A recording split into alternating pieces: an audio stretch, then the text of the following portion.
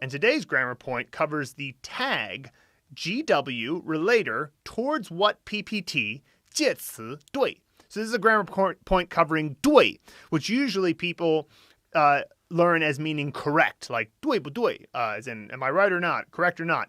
And that is true, but it also can be used as a relator, which is our word for preposition, because preposition doesn't indicate anything about what it means, whereas relator, or a 介词, is a word that shows you the relationship between usually sometimes two people, a person and a thing. It's kind of expressing, in this case, towards. So perhaps you speak towards something, or you have an opinion towards something, or an attitude, or a treatment towards something.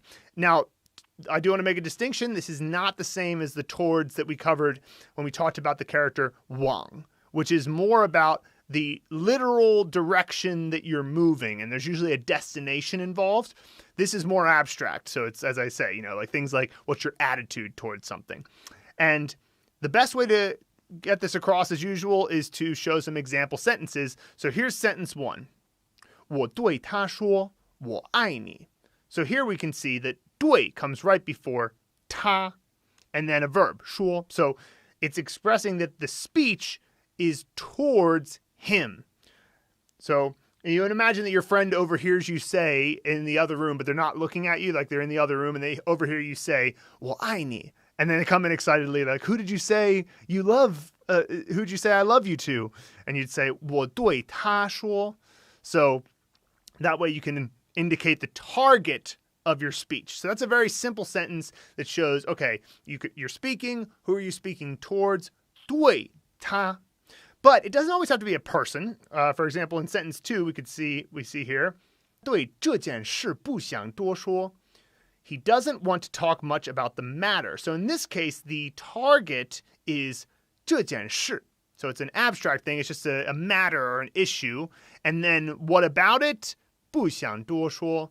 Don't want to speak too much about it. So that's an example of the more kind of straightforward way to express towards using 对. But how about if you want to express opinions? Well, in this case, we're going to use 对 blank 来说. This is how you express whose perspective does an opinion come from. Let's take a look at this sentence. 这些钱对他来说不少. This is no small amount of money in his opinion. So you could write this sentence as 对他来说这些钱不少. That's fine as well. But either way, what we have is 对 blank 来说. Well, whose opinion is it? It's 他. And this is often used with pronouns. For example, 对我来说汉语蓝图很棒. So in my opinion, Mandarin Blueprint's pretty neat. But it could be 对他来说, 对你来说, 对他们来说.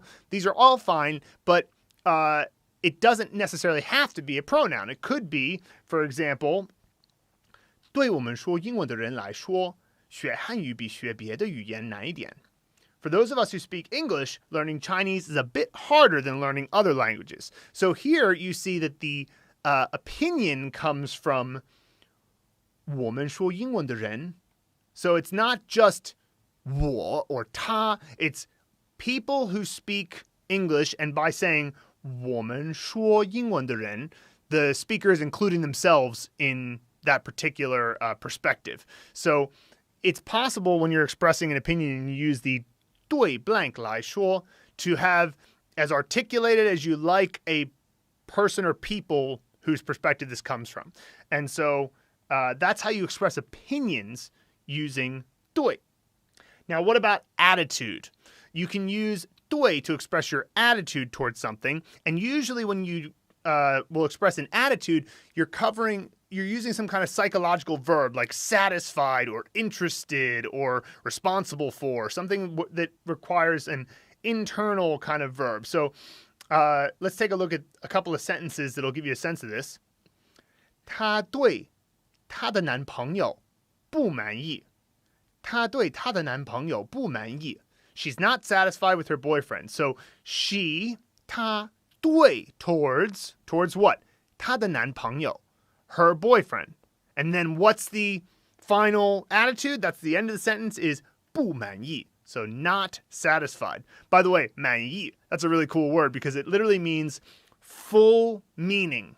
So 满 means full, and it's got the water component on the side, so you can imagine a cup filled all the way. It's 满了. It's already completely filled. And then the second character 意 means meaning. So full of meaning means you're satisfied, or 不满意 means you're not satisfied. And so she towards her boyfriend not satisfied. Here's another sentence. 你对我的同事感兴趣吗？你 subject 对 what? 我的同事 my colleague. What's your attitude? 感兴趣吗? So 感兴趣 means to be interested in.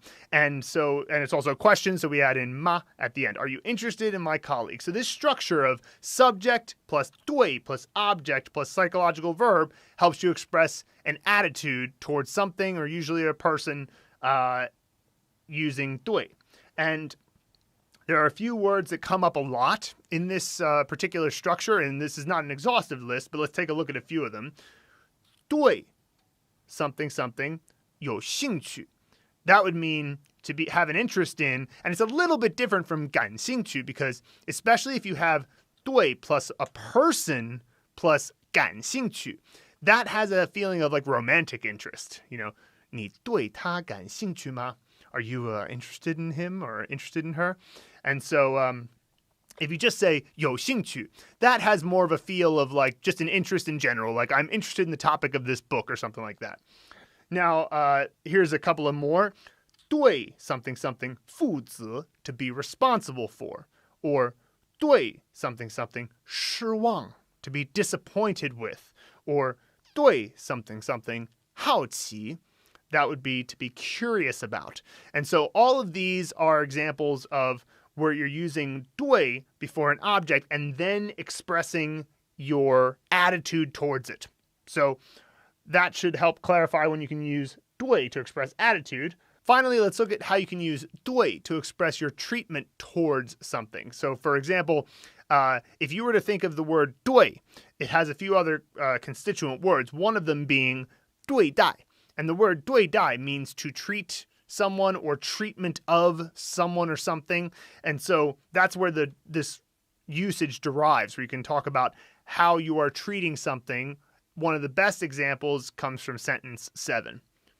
不吃菜对身体不好. Not eating vegetables is bad for your health. So 对 what towards what? 身体, which means body or health. It's kind of cool how the Chinese don't really make a distinction between your body and your health. If your body's not good, your health is not good, and fair enough.